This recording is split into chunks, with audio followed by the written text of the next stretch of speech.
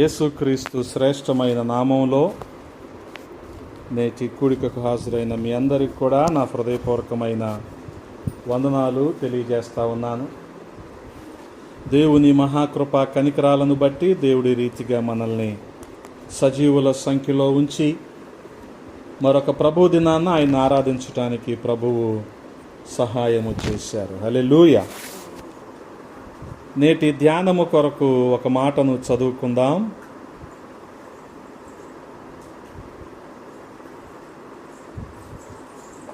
Mark సువార్త 11వ అధ్యాయము. Mark సువార్త 11వ అధ్యాయము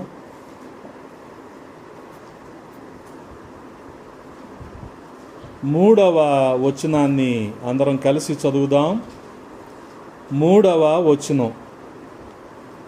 ఎవడైనను మీరెందుకు ఇలాగు చేయుచున్నారని మిమ్మును అడిగిన ఎడల అది ప్రభువునకు కావలసి ఉన్నదని చెప్పుడి, తక్షణమే అతడు దానిని ఇక్కడికి తోలి పంపునని చెప్పి వారిని పంపెను. అది ప్రభువునకు కావలసి ఉన్నది. ప్రార్థన. మమ్మల్ని అతి మిక్కిలిగా ప్రేమించిన మా ప్రియ పరలోకపు తండ్రి, ఈ మధ్యాహ్న సమయంలో స్థానిక జగన్నాథపురంలో మేమందరము కూడి మిమ్మల్ని ఆరాధించుకోవటానికి మీరు ఇచ్చిన మహాభాగ్యాన్ని బట్టి వందనాలయ్యా. వాతావరణాన్ని అనుకూలపరిచారు, మరి సమీప దూర ప్రాంతాల నుంచి మా ప్రియులను నడిపించారు.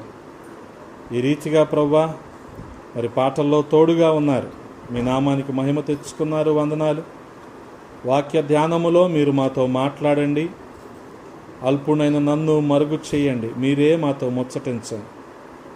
వినగలిగిన చెవిని, గ్రహించే హృదయాన్ని మా అందరికీ ఇవ్వమని బతిమాలుకుంటూ ఉన్నామయ్యా. ఎక్కడ అల్లరికి, అజాగ్రత్తకు, అనాలోచనకు, నిద్రమత్తుకు తావు లేకుండా చేయమని బతిమాలుకుంటూ ఉన్నాం. మీ కృపకు అప్పగిస్తూ ఉన్నాం. సహాయము చేయండి. సమస్తాన్ని మీ స్వాధీనంలో ఉంచుకోనండి. మీకే మహిమలు ఆరోపిస్తూ యేసయ్య పరిశుద్ధ నామంలో అడిగి వేడుకుంటున్నాము తండ్రి. ఆమేన్. దేవునికి స్తోత్రం. హల్లెలూయా. గమనించగలిగితే మార్కు సువార్త 11వ అధ్యాయములో యేసుక్రీస్తు ప్రభువు వారు యెరూషలేముకు వస్తున్న సందర్భాన్ని మనం చూస్తున్నాం. అంటే మరి ఆయన యెరూషలేము అనేక సార్లు వచ్చి ఉంటాడు, అనేక సార్లు ఆయన దేవాలయానికి వెళ్ళి ఉంటాడు. కానీ ఇక్కడ ఏంటి ప్రత్యేకత అంటే ఇది పునరుద్ధాన పండుగకు ముందు వస్తున్న ఆదివారం. అంటే ఈస్టర్ ఆదివారానికి ముందు వస్తున్న ఆదివారము మట్లాదివారం. ఆ రోజు ఏం జరిగిందనేది మరి మత్తయి సువార్త 21వ అధ్యాయము మొదటి 11 వచనాల్లో, మార్కు సువార్త 11వ అధ్యాయము మొదటి 11 వచనాల్లో, లూకా సువార్త 19వ అధ్యాయము 28వ వచనం నుండి 44వ వచనం వరకు ఉన్న వాక్య భాగాల్లో, అలాగే యోహాను సువార్త మరి 12వ అధ్యాయము 9 నుంచి 19 వరకు ఉన్న వచన భాగాల్లో మనము చూస్తూ ఉంటాం. అంటే ఈ రోజున ఆయన యెరూషలేము దేవాలయానికి ప్రవేశించటం, రావటం అనేది చాలా ప్రత్యేకతతో కూడుకున్నది. ఎప్పుడు వచ్చిన ఆయన శిష్యులతో వచ్చేవాడు, ఇప్పుడు కూడా అలాగే వస్తున్నాడు. కానీ గమనించగలిగితే ఆ రీతిగా మరి గాడిద మీద ఊరేగించుకుంటూ జనసమూహాలు ఆయన్ను వెంబడిస్తూ, ఆ రీతిగా ఖర్జూర మట్టలు చేత పట్టుకొని ఆయన్ను ఊరేగిస్తూ మరి తీసుకురావటం అనేది ప్రత్యేకతతో కూడుకున్నది. 11వ అధ్యాయం మొదటి వచనం నుంచి మనం చూడగలిగితే, వారు యెరూషలేమునకు సమీపించి ఒలీవల కొండ దగ్గరనున్న బేత్పగే, బేతనియా అను గ్రామములకు వచ్చినప్పుడు ఆయన తన శిష్యులలో 2 చూచి, మీ ఎదుటనున్న గ్రామమునకు వెళ్ళుడి. అందులో మీరు ప్రవేశింపగానే కట్టబడి ఉన్న యొక్క గాడిద పిల్ల కనబడును. దాని మీద ఏ మనుష్యుడును ఎప్పుడును కూర్చుండలేదు. దానిని విప్పి తోలుకొని రండి. ఎవడైనను మీరెందుకు ఇలాగు చేయుచున్నారని మిమ్మును అడిగిన ఎడల ఏం చెప్పాలి? మీరు అది ప్రభువునకు కావలసి ఉన్నది. హల్లెలూయా. గమనించండి, చాలా ప్రత్యేకమైన సందర్భం ఇది. అందుకని యేసుక్రీస్తు ప్రభువు వారు యెరూషలేములో ప్రవేశిస్తున్న ఈ మొదటి రోజు ఆదివారము మరి ఆయన యెరూషలేము దేవాలయానికి వెళ్తూ ఉన్నాడు.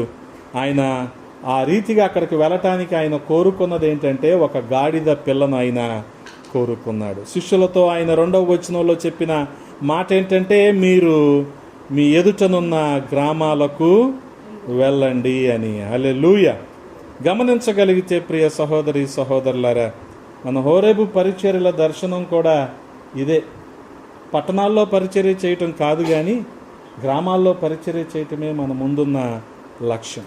అందుకనే పరిస్థితులు ఏ రీతిగా ఉన్నప్పటికీ గ్రామాల్లో అనేకులు రక్షించబడాలని, వారు ప్రభువుని తెలుసుకోవాలని మనం ప్రయాసపడుతూ ఉన్నాం.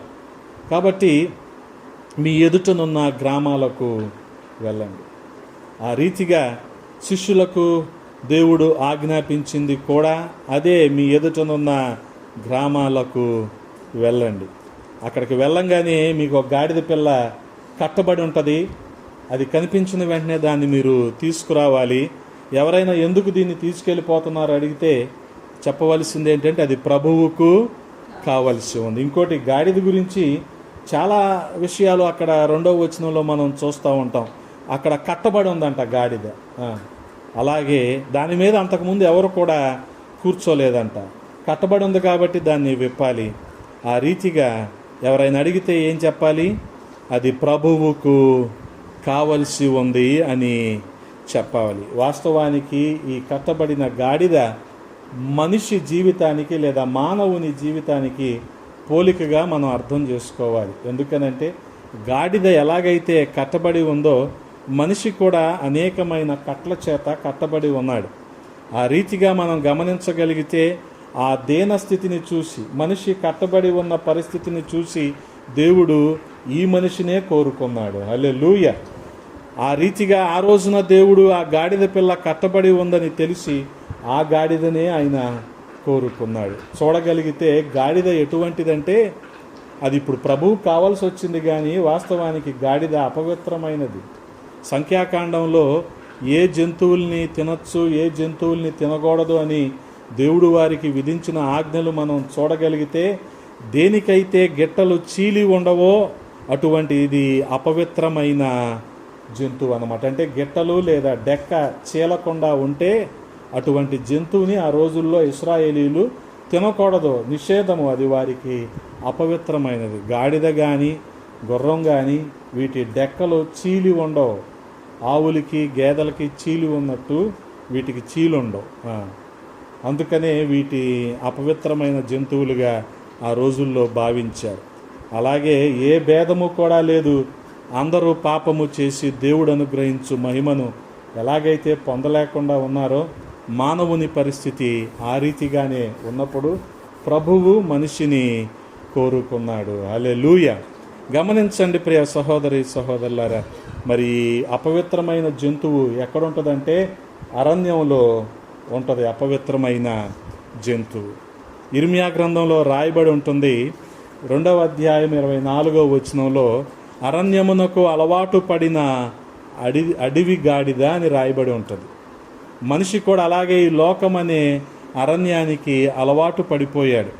అటువంటి లోకమనే పాపంలో అలవాటు పడి పాపపు కట్ల చేత కట్టబడిన గాడిద లాంటి మనిషినే ప్రభువు కోరుకుంటున్నాడు. హల్లెలూయా.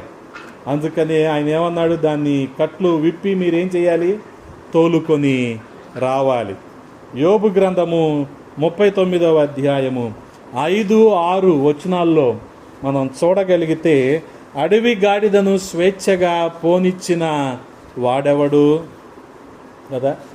దాన్ని ఒక చాట కట్టి ఉంచకపోతే ఏం చేస్తుంది? అది గాడిద ఏం చేస్తుంది?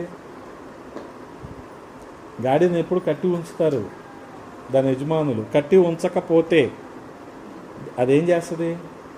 రోడ్ల మీదకి వచ్చి ట్రాఫిక్ ఆపేస్తూ ఉంటుంది. అందుకనే దాన్ని ఏం చేయాలి? కట్టాలి. అందుకనే కట్టుంచారు యజమానులు. కానీ అటువంటి కట్టబడిన గాడిదను దేవుడు ఏం చేస్తున్నాడు? విడిపిస్తున్నాడు. ఎంత ప్రేమండి ఆయనకి. అందుకని అడవి గాడిద కట్లను విప్పిన వాడెవడు?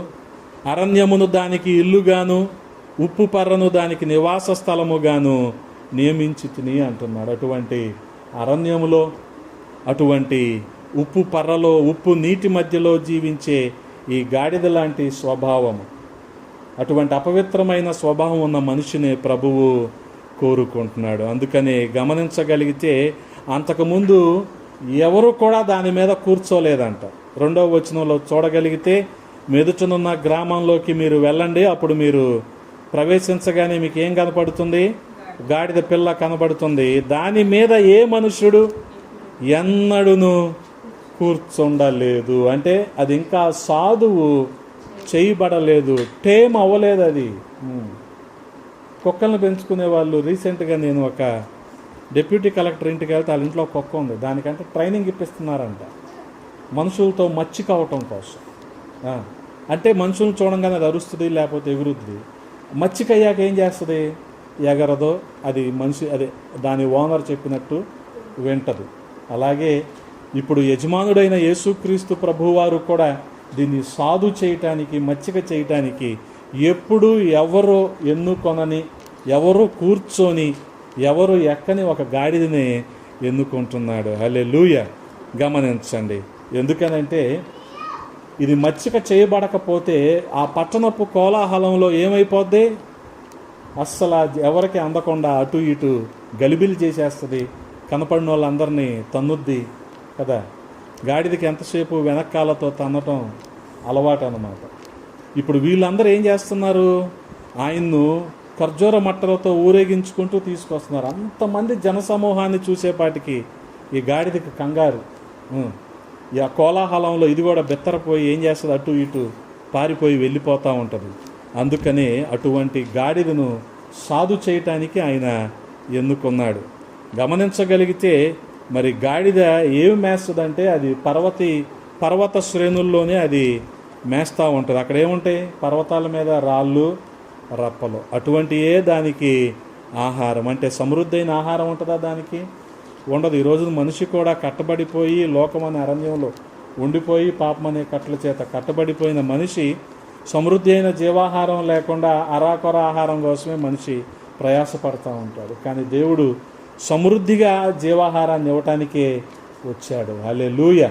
ఆయన జీవాన్ని సమృద్ధిగా మనకి ఇవ్వటానికే వచ్చాడు. అందుకని యోబు గ్రంథంలో ఉంటుంది దాని ఆహారం ఏ రీతిగా ఉంటుందో. 39వ అధ్యాయం 8వ వచనంలో పర్వతముల పంక్తియే దానికి మేత భూమి. గమనించండి. అటువంటి అరణ్యంలో ఉండే గాడిద లాంటి స్వభావం, కట్ల చేత కట్టబడిన గాడిద లాంటి స్వభావం, పర్వతంలో మేసే గాడిద లాంటి స్వభావం, అటువంటి గాడిద లాంటి స్వభావం ఉన్న మనిషిని ప్రభువు కోరుకున్నాడు. అందుకని 3వ వచనంలో రాయబడి ఉందిగా, అది ప్రభువునకు కావలసి ఉన్నది. అది కట్టబడి ఉంది, కానీ అది ఎవరికి కావాలంట? ప్రభువుకు కావాలి. ఎటువంటి కట్లతో కట్టబడి ఉన్నాడు మనిషి కూడా? పాపపు కట్లు, రోగపు కట్లు, దయ్యపు కట్లు, దురలవాట్లు అనే కట్లు, వీటన్నిటి చేత మనిషి బంధించబడిపోయి ఉంటే దేవుడు ఎవరిని కోరుకుంటున్నాడు? అటువంటి మనిషినే కోరుకుంటున్నాడు. అందుకనే జక్కయ్యను చూసిన వెంటనే ప్రభు అన్న మాట ఏంటంటే, నేడు ఈ ఇంటికి రక్షణ వచ్చింది. ఎందుకనంటే మనుష్య కుమారుడు నశించిన దాన్నే వెదక రక్షించడానికి వచ్చాడు. హల్లెలూయా. గమనించండి. అటువంటి గొప్ప ప్రణాళికను మానవుని పట్ల దేవుడు కలిగి ఉన్నాడు.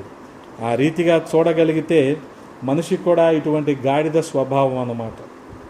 గాడిద ఎలా ఉంటుంది అనేది మార్కు సువార్త 4వ అధ్యాయంలో మనం చూడగలిగితే, మార్కు సువార్త 11వ అధ్యాయము 4వ వచనంలో రాయబడి ఉందిగా, వారు వెళ్ళగా వీధిలో ఇంటి బయట తల వాకిట కట్టబడి ఉన్న గాడిద పిల్ల ఒకటి వారికి కనబడెను.